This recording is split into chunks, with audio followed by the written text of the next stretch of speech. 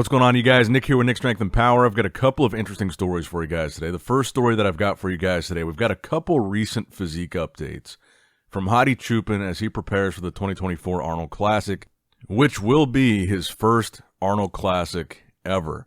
So we got a couple updates today on Hadi Choopan's story where you can see, I believe these are more recent because we got a video yesterday and we'll talk about that too. But he said in the caption of that video was from 7 weeks out. And these updates look like they were taken today based on the story. And today is almost exactly 5 weeks out. And I think these story updates are another perfect example of what makes Hadi so good. The conditioning that Hadi's in, but still being as full, as dense, and as big as he is. I mean, look at the shape he's in. The detail that you can see, the striations in the chest, the vascularity. But he's also really full, really round, and just really dense looking. He doesn't look flat. He doesn't look depleted. He still looks crazy big while being in this type of shape. So this is a battle I'm really excited for, is him and Samson Dauda. And if you look at the update that Hadi posted yesterday, so this again was 7 weeks out, so not this week. This back double bicep showing off his conditioning from the back. You can see he's got his hamstrings dialed in.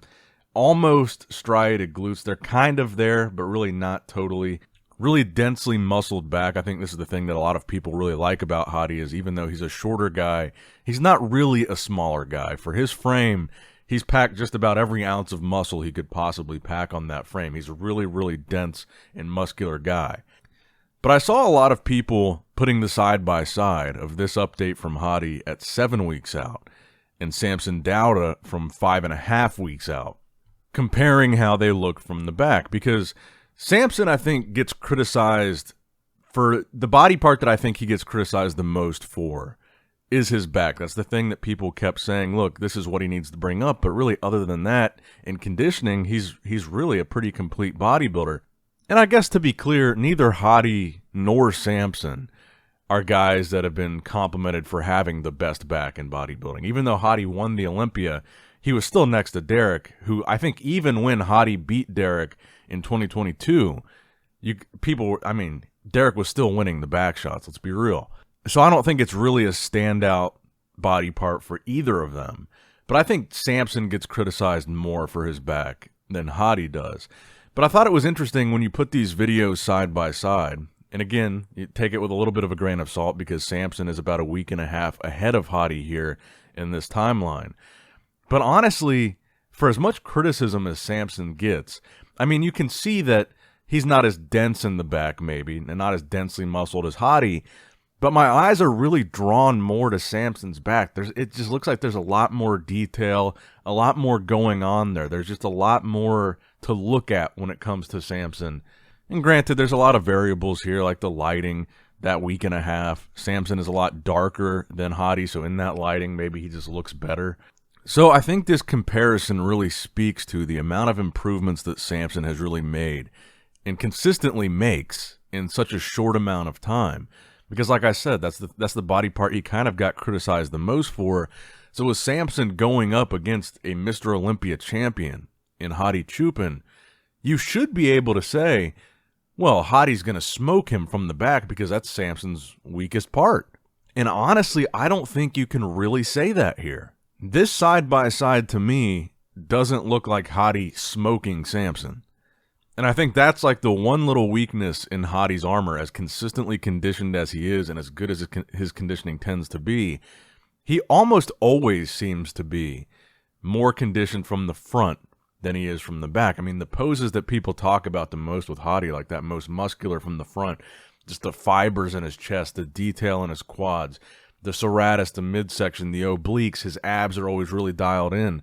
From the front, his conditioning is always just hard as nails, and it's just never really the same from the back. It's not bad from the back, but it's not quite to the level of the front. So I think these things are things to consider. And if Samson comes in condition, and to be frank, I think it needs to be his all-time best conditioning, not just better than the Olympia, his all-time best. I think you could really have a battle between him and Hadi where it's not just, oh, Hadi is the favorite, this is his show all day. I think Samson could really have a chance here. And you might say, well, it's easy to say if Samson came in this crazy conditioning, but will he? I think that Samson is one of those guys that you could expect that from because of the improvements he's able to make from year to year, not just year to year, from show to show. And I think Samson is a guy that has shown a little bit more consistency when it comes to rapidly improving. So yeah, that's a pretty big if, but Samson has done a lot of pretty big ifs in the last year and a half, 2 years to get himself an Arnold Classic victory and a top 3 Olympia placing. So I think he's got a decent shot here, but let me know what you guys think in the comments below. Hadi versus Samson. Who do you think will come out on top at the Arnold Classic? Now, next up in the news, I want to talk about another guy that I think, in my opinion, is starting to become my favorite pick for a top 3 spot at the Arnold Classic, Rafael Brandao. So we got a really brief video clip of Rafael. And honestly, we haven't really seen a whole lot of updates from Rafael as he gets closer to the Arnold Classic. But he's a guy, when you talk about improvements, we've seen a lot of improvements with Samson, but Rafael looks extremely improved. He looks like we know he's put on a lot of size based on those off-season pictures that we saw. So we got this brief video, but I think more importantly and more telling was the update that his friend Flex Lewis posted. So Flex posted this, and it was about a week. It was about 5.5 weeks when he posted this, and he said it was taken 9 days ago. So it put Rafael more around the 7 weeks out mark. But I think, man, when you look at this update, even though it's just one picture, this front lat spread, you can really start to see the changes that Rafael has made. You can really see the size that he's put on. I mean, yeah, we saw it in the off-season pictures, but those were off-season pictures. He wasn't, losing fat and losing water and maybe getting a little bit flat. So this is him in prep, and you can still clearly see he's brought up his legs a lot. His upper body width looks increased. His arms look bigger. His delts look bigger. His lats look wider. I think you can see pretty noticeable improvements from Rafael in just this picture. I mean, his legs were something that people criticized earlier in his career, and they look really, really good here. And obviously another thing that people really like about Rafael is he's a little bit different for an open bodybuilder. He's a little bit more aesthetic. He's got a smaller waist. He just looks a little bit more streamlined than some other guys. And the last time we saw him at the Olympia, even though we didn't get to see him in 2023, he was 10th place. And I think that kind of flew under the radar a little bit because he's a lot better here, a lot bigger than he was at the Olympia when he got that top 10 placing. So when I look at this list of guys, and you think about, well, Hadi and Samson are probably a lock.